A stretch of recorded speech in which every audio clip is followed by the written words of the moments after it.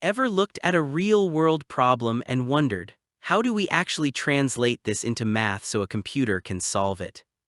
Welcome back to OptiMind. In our previous video, we learned what optimization is at a high level. Today, we are taking a massive step forward. We're going to master mathematical formulation, the art of turning real-world chaos into clean, solvable mathematical equations.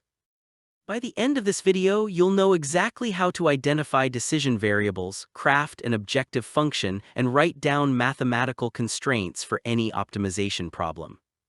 Let's break it down. Every mathematical optimization problem follows a standard format. We either maximize or minimize an objective function, f of x. Subject to a set of inequality constraints, gi of x less than or equal to 0. Inequality constraints. Hj of x equals 0. Here, x represents our vector of decision variables. This general structure applies to almost every optimization technique you will ever encounter. To make this crystal clear, let's look at a concrete real-world example, the factory production problem. Imagine you run a factory that manufactures two products, tables and chairs. Your goal is to maximize your total profit. Each table gives you a profit of $50 and each chair gives you $30.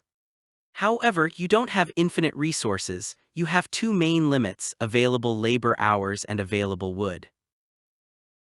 How do we formulate this mathematically?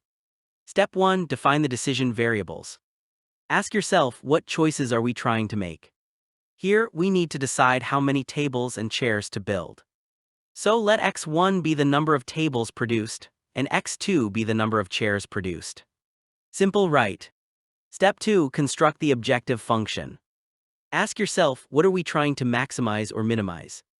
We want to maximize total profit, z. Since each table yields $50 and each chair yields $30. Our objective function becomes maximize z equals 50x1 plus 30x2. Step 3. Define the constraints. Now, what are our real-world rules and limitations? Suppose making one table takes 2 hours of labor and a chair takes 1 hour. You only have 100 labor hours available in total. Mathematically, this means 2x1 plus 1x2 less than or equal to 100.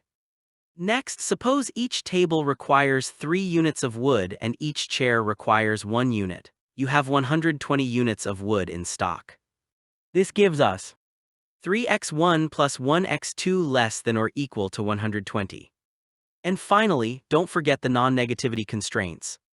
You can't produce a negative number of tables or chairs. So x1 greater than or equal to 0 and x2 greater than or equal to 0. Putting it all together, we have transformed a real business scenario into a complete, mathematically precise linear programming model. Formulating a problem correctly is more than half the battle in optimization. If your mathematical model is wrong, even the most sophisticated algorithm in the world will give you the wrong answer. In our next video, video 1.3, we will explore local versus global optima and discover why some optimization problems are incredibly easy to solve while others are nearly impossible. If you found this breakdown helpful, don't forget to hit that like button, subscribe, and drop any questions in the comments below. See you in video 1.3.